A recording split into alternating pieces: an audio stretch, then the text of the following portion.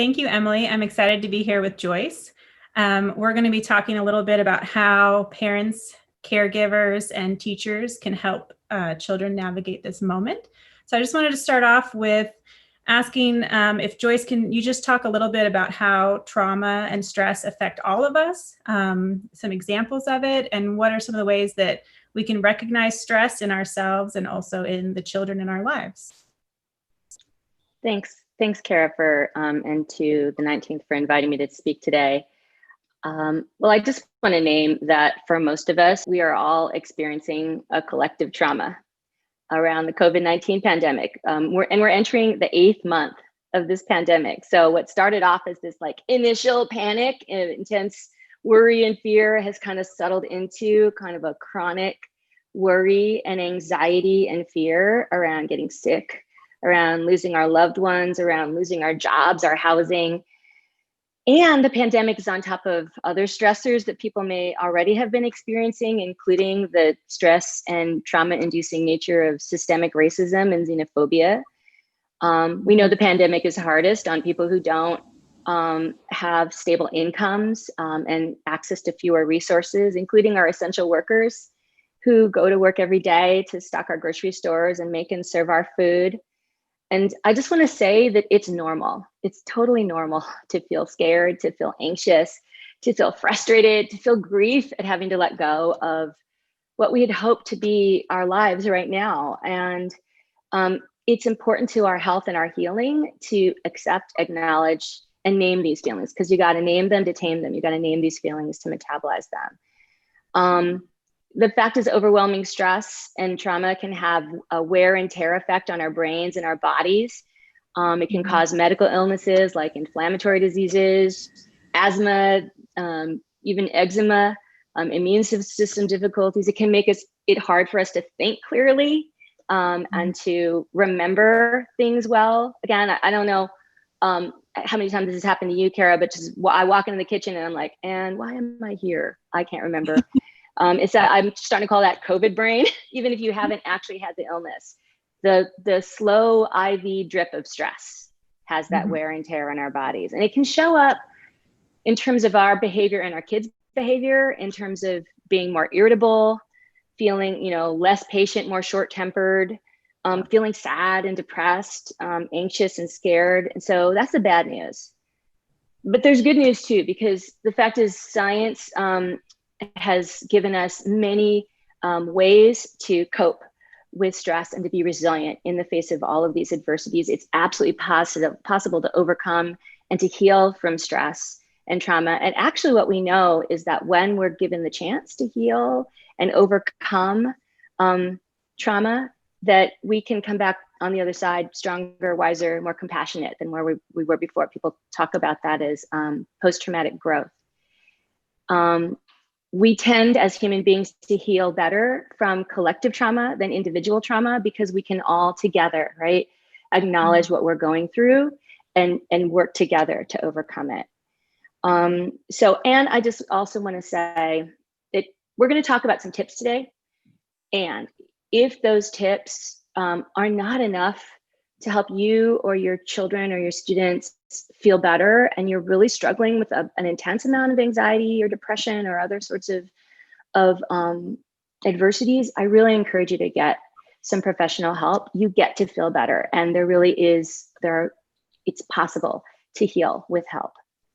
So let me just say a little bit of word about anxiety. How about that? So sure. Here's the deal. Some anxiety is actually good for us. It helps us to overcome challenges that we have. So like with the situation of COVID, for example, if someone doesn't have enough anxiety about it, then it can cause us to behave irresponsibly, right? Not keep social distance from each other, not wash our hands a lot, right? If we've got the optimal amount of stress, then that actually helps us to gives us the energy to sort of muster ourselves, right? But if we have sort of too much overwhelming stress, it can actually make it hard to think clearly and to do the right thing. It can cause us to do stuff that we regret later, like panic buying or, yelling at our kids or something like that, right? So I find that it's sometimes helpful for people to know what's going on under the hood for themselves and their kids and their students. So there's this thing called the hand model of the brain that if you that lots of people talk about, including Dan Siegel. And if you sort of hold your hand up, you've got a model of the brain in the palm of your hand. You can even do this when you care if you want. You hold up your hand. Down here is this sort of like hind brain. It's this part of our brain. And if you fold your thumb over, that's the midbrain. This part of our brain is in charge of survival and really strong feelings, okay? And then if you fold your fingers over here, and this lines up with your forehead and your frontal lobe, this is a part of our brain that's in charge of thinking and planning. And if you wiggle your thumb while you've got your fingers over that, that's you having a feeling. And because my frontal lobe, my thinking brain is like nicely integrated, I can express that feeling and modulate it, you know, change it to fit the situation at hand. But when we're under enormous amounts of stress and we get super stressed out or triggered by a reminder of a trauma that we've had, what happens is we flip our lids and our thinking brain largely goes offline and this survival emotional brain takes over, right? So we teach this actually even to little kids because they can tell us, you know, Mom, right? Mom, I'm flipping my lid. Or Mom, you seem to be flipping your lid. What can we do to try to get our lids back on? So I think it's really helpful actually to teach kids what happens to our brains and bodies and that it can happen to any of us. And it's important for us to remember that when we as adults flip our lids with our kids, our students, we can actually inadvertently cause harm because we have power over them as adults and they're dependent on us to take care of them. So those are some of the ways that stress and trauma can affect us. Thank you. I mean, this highly relatable for me as a mother of 3 young children with at home right now and no childcare. I think it's also a good segue into my next question, which was how can we as caregivers create a sense of safety and well-being for the children in our lives, both physically and emotionally? Yeah. Well, that's a great question. And so first of all, I want to say that just like they say on airplanes, like when we used to fly before, you have to put your own mask on right before you put on the mask of the person next to you or your child. The fact is, it's really important for us as adults, as parents, caregivers, teachers, to take really good care of ourselves and to ask for help when we need it. Because in order for us to be a calm, reassuring presence for our kids, we need to feel calm and we need to feel cared for ourselves. So what can we do to take good care of ourselves and each other as adults? So that being said, here's some science-based tips that can work for adults and for kids. So one thing that happens when we feel a lot of stress is these stress neurochemicals build up in our bodies and brains. And so we need to do it whatever we can to metabolize those stress neurochemicals so that they don't just sit there and make us sick, right? So quick physiological breaks, like deep breaths, like we can just do this right now. Take a nice deep breath in through your nose and blow out through your mouth, like you're blowing through a straw, right? And make sure exhale is longer than your inhale. That deep breath actually helps me, get my lid back on and my thinking brain back on. And it helps metabolize those stress neurochemicals. We can do things like stretch, exercise, even taking a walk. All of that stuff actually helps us to metabolize that stress so that it doesn't just build and build and build and build and make us, medically ill. It's really important to protect your sleep and your children's sleep. Sleep helps our body metabolize stress. And did you know that a few days of less than 6 hours of sleep makes our brain operate as though we're like basically legally drunk if we'd be pulled over for drunk driving? So it's an important thing to know, right?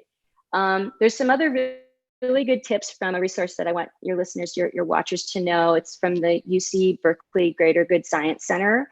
And they talk about this science-based thing of like small bursts of positive emotion, creating those for yourself and for your children can really help to mitigate the effects of stress. So things like joy and compassion and a sense of awe, to laugh together about things. Gratitude is an incredibly helpful habit to get into. As bad as things are, frankly, there's always something that we can be grateful for. I can be grateful that I am breathing. I can be grateful that for me, I have the privilege of living in a home Right now, in this moment, I am safe. I can be grateful for that, right? And what we know is that practicing gratitude can do things like lower our blood pressure and make us feel like less depressed and less isolated. So those are some tips. Some others that are science-based is really connection, right? So toxic stress can be like poison, but love is the medicine. We're actually hardwired for love, for caring, to help calm us down when we're stressed out, to help us heal from adversity and trauma. And so more than ever, even though we have to have this physical distance from each other, it's important for us to connect, right? And to create times for our kids to connect. And whether that's outside, you know, with some distance, there's some science now that's telling us that being outside is like, if you can do it, there are ways to safely be outside if you've got distance and be able to see each other with your eyeballs, right? Go for a walk, that sort of a thing. Then you get a twofer of connection and some movement, right? And even things like telephone, Zoom, calling friends and family, having your kids call your elderly relatives, that gives them both a sense of purpose and that nice connection. And it's really good for your elderly relatives too. So how do we connect on an everyday basis? There's a couple more if you'd like me to share them. That are quick. And what I'm trying to do is give folks like quick and easy things to do. You don't have to like be an expert to do them. You don't need like hours and hours a day. But so creating a habit of kindness. Did you know that altruistic acts, those kind things we do for others, not expecting anything in return, actually activate the pleasure centers in our brain and are really good for our brains and bodies. So being in the habit of being kind and helpful to others, and just knowing that we're all up against a lot, right? So what can we do to extend grace and compassion to other people when somebody is acting in a way that's like frustrating? To be thinking to myself, okay, this person is really, really stressed out. I get it. And I'm going to do everything we can to try to help them with that stress instead of reacting to them and sort of maybe making it worse. In terms of, you know, dealing with your kids, did you have no, I was gonna say, with kids, I think it's very important. And I'm glad you mentioned the time element, because I think many of us with children feel like we don't have enough time for anything. Yeah. I've been trying, and I don't know if this is the right thing, so I'm hoping you can tell me, but I've been trying to focus on small moments. You know, my 6-year-old likes to climb into my lap at the beginning of the day and have a moment with me. And I try really hard to make sure that I do that small thing because it seems to be something he needs. And then at least I can feel like we had that moment, you know, whatever happens the rest of the day. That's beautiful. That's beautiful. Exactly. Finding those small moments, those, you know, reaching over and squeezing somebody's hand, you know, giving them a pat on the shoulder. Those very small moments of joy, connection, can really help, can help our kids and help us. One thing I wanted to go back to that you mentioned before that I think is really important right now, is talking about, you know, some of the ways that communities of color have been hit hard by the pandemic, and also the national uprising essentially that our country is having around race and racism. And I know that this is something I've struggled with a little bit as a parent about how to talk to my children about some of the things that are going on in the news, whether to talk to them about it, you know, how to do it on their level. And so I'm just wondering, you know, two things. How can caregivers have some of those conversations? And then how should teachers respond to students who've been directly affected by systemic racism or who've seen some of this news coverage about the protests around police brutality and systemic racism? Sure. Thanks for asking that. I mean, you really are highlighting that this pandemic is, you know, really showing a bright light on glaring inequities that have been in place in our countries really since the beginning. And it's really important to also know that stress and fear actually make us even more vulnerable to enacting the implicit biases that we all have. Mm. So it's kind of making things worse. Like there's in addition to the anti-Black racism that is so clearly, we can see so clearly with what's been happening, there's also been a rise in xenophobic biases and violence towards Asians and Asian Americans. So in terms of what I think we can do with our kids is, first of all, recognize that we are currently in the middle of a massive call to action, right? To try to address those inequities and to invite our children to think about that with us. You know, even little kids can see the difference between the color of people's skins and how people are treated. So even if we think they don't know, they know, right? They can see it on TV. They've seen it before the pandemic in terms of how classmates are treated or how they're treated differently. It's there. So I really encourage folks to talk to our kids directly about this.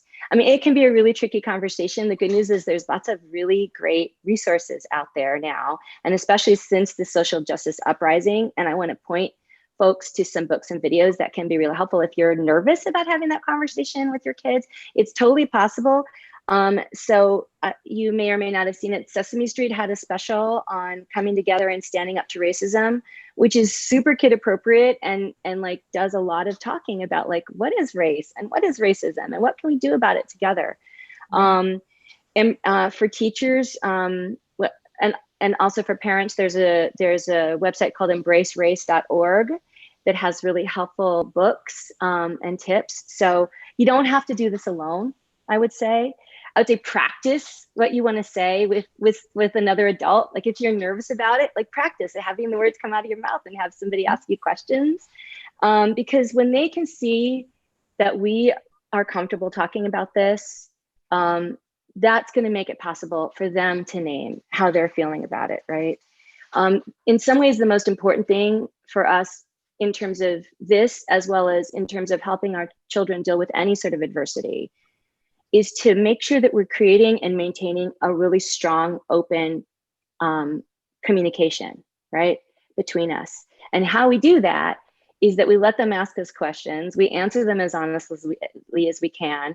We stay calm and we stay curious, you know, and if we're sort of wondering about something, just be, I'm wondering, can you tell me a little bit more about that? Or, you know, ask them, so what have you heard about this? Right, and you can hear how they use their words, and then you can try to build on that. And really, if you don't have the answer, you know, well, how do we fix this? Why do people do things like this? What does it mean? You know, you can say, listen, I'm learning about this too right now. And how about we learn about it together? Let's try to find the answer together. Now, obviously, the conversation is going to be different with your children depending on their skin you're in.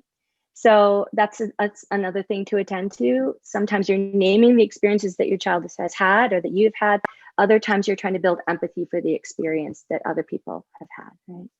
And ultimately, I think it's so important, both with the pandemic and with the COVID pandemic and this, we need to instill hope, right? The fact is, our ancestors, my ancestors, have overcome so much. And part of what gives me strength is kind of leaning in to the strength of my people and what they've done to overcome adversity. And we know now that people are coming together to really stand up to this. I feel tremendous hope when I look at our young people and how they push us to be better as a society. And so how can we empower them to be active, engaged, future citizens of the world, right? There's a quote I really like from Brian Stevenson, who wrote Just Mercy, and who's the founder and executive director of the Equal Justice Initiative. And he says, hope is your superpower. Don't let anybody or anything make you hopeless. Hope is the enemy of injustice. Hope is what will get you to stand up when people tell you to sit down. So how do we build a narrative with our children about how we have come together to overcome the adversities of the pandemic and to overcome, right, these sorts of inequities? That will give them resilience that they'll be able to carry forward into other adversities that they face. I'm really glad that you mentioned that, because I think that is one of the things that I struggle with a little bit. And I think a lot of people are right now, is how, not to scare our children, Right. talk to them about some of these things, and then, how much hope we can give them about, how Yeah. things are going, and whether or not things will get better. So I think Yeah. that helps a lot. We also, my children and I, we watched, just by coincidence, it happened to be on a PBS program that was about John Lewis, and it was before his death. He was involved in it, and it just happened to be on. Yes. My children watched it, and one of the questions I got from my 7-year-old was why it was wrong, why Rosa Parks could get arrested basically for not giving up her seat, and I don't think that would have come up otherwise. And I thought that was such a Yeah. nice way for us to sort of talk about it, based on Yes. watching the TV program. So I'm That's glad you mentioned fantastic. that. Yeah, that's great. And teachers, part of being a teacher, right, is teaching. If you're a history, especially if you're a history teacher, or an elementary school teacher that teaches everything, is really teaching the history, right, of both injustices, terrible injustices that have happened in our country, as well as the sort of social justice movements that have really come forward to overcome it, and people like John Lewis, right? I think that when we talk about those things, it does give opportunities to discuss. It also helps our students of color feel seen and heard and affirmed, right? And if you're an educator, I think it's actually incumbent upon us to teach our kids about this. The fact is that silence around things that are happening right now in terms of injustice can be read and experienced as complicity in our students. And when our students worry that we as adults don't have awareness around our own biases, don't have awareness around our own power and privilege, aren't paying attention to or feeling outraged about violence against Black and brown people, and against any people, right? But especially in the context of this, Black and brown people, that can be read as, as complicity. And it can leave as complicity, that's the word. And it can leave our students in a state of kind of brace for impact mode, because they don't know when maybe a microaggression is going to come from you, or something that you say that devalues their experience. And then it's impossible to learn. So actually, that sort of being aware becomes a crucial component of being an educator. There's a lot of good resources out there, and we can maybe share them with your audience. But the National Child Traumatic Stress Network has a tip sheet addressing race and trauma in the classroom. There's a great resource called Empowering Educators, which is a guidebook and videos around how to do this work in classrooms. Courageous Conversations is a book that and sort of a set of materials that can help teachers talk about these things in their classrooms. So lots and lots out there. That's fantastic. Thank you for mentioning those. I wanted to, because this event is around education, I wanted to talk about the fact that remote learning is not working well for a lot of families, but especially in some of these same communities of color. And there's also this very understandable fear that a lot of people in those communities have about the ability of the schools to keep their children safe. And so I think, it's a very big issue. But I want to talk sort of on a practical level about how teachers and caregivers can build trust with each other. Because I think we understand those relationships a little better than thinking about the entire system. But how can I approach my child's teacher, or how can they approach me to build some trust? Yeah, I'm so glad you're asking this question, because I think a key to being able to engage our kids in education, whether it's remotely or in person, is to build mutual empathy and respect between caregivers and educators, right? That when things are going sideways and we're just like, as a parent, like, gosh, why haven't they told me the plan yet? And it's so frustrating, right? For me to try to pause and realize that the educators are up against the same sorts of things that I'm up against, maybe even more so, and that people are doing the level best to do the best they can, given the deck of cards they've been handed. And so I try to think about when somebody like is acting in a way that is bumming me out, instead of what is wrong with you? What are you doing? I try to think, what has happened to you, right? What's happening to you?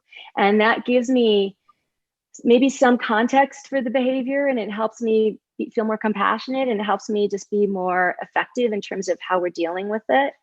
I think in terms of concrete strategies, it's really important for, I've seen schools do this really great thing where they're creating predictable, regular times where parents and caregivers can come and ask them questions, express their concerns, maybe like have some ideas about how to do things better.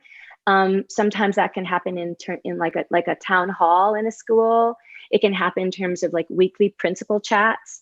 But if there's some predictable, regular time, right, then parents will be able to count on that and to feel seen and heard.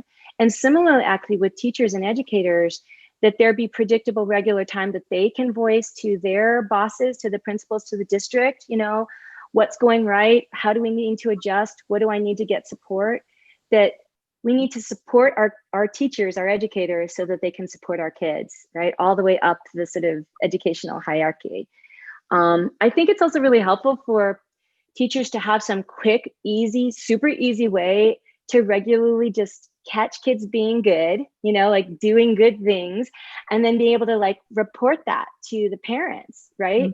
There are apps that do that where it's just like a quick like smiley face to the parent, your kid just did a great thing, or like your kid just like, and that is reassuring to parents, and it helps parents see that the educators see and hear and care about their kids, and it helps the kids too.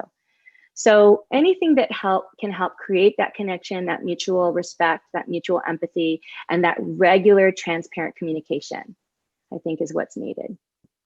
That's great. That's really helpful, actually. Yeah. One thing, and I think we're probably nearing our time here, but one thing I wanted to bring up that I think is helpful for everyone, but it's just this sense that, at the start of the pandemic, I think we were hoping it would be over in a short period of time. And then, we went through the remote learning, and then we sort of went into the summer hoping that we would, start seeing an end. And I think at this point, it's starting to feel like, okay, this could be another year. We don't know. And I wonder how do we as adults deal with the sense of just not knowing and not being able to plan?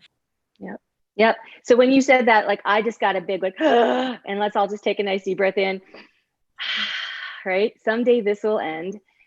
Here's the thing. We absolutely live in these totally unpredictable, unprecedented times. We have no idea when this is really going to be all the way over. And so one of the ways we can deal with all of this unpredictability is to try to create as much predictability as we can in our daily lives. So for example, co-creating a routine with your students and with your kids, so that there's some predictability during the day. In the morning, we're going to get up around this time. We'll have a meal together around this time. Here's when we're going to go for a walk and get some exercise. Every Saturday we have game night. Things that like can add some like benchmarks, some milestones, some predictability to the day and to the week can really help.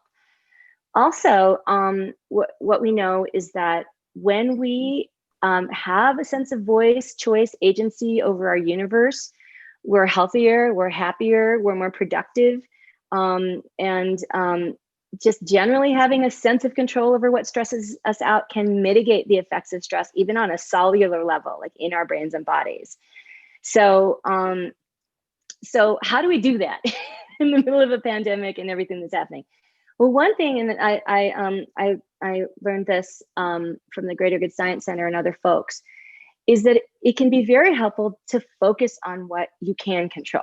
Okay, so we've got this sort of like circle of stuff that we can control. And then we have larger things that we can't control.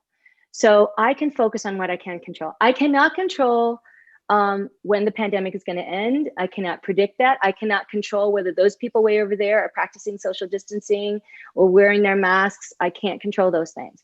What I can control is how I interact with people. What I can control is if I'm wearing my mask or not, right? What I can control is how I deal with the news. Can I limit, my exposure to the bad news and actually try to actively seek out good news, like from the Happy Broadcast channel.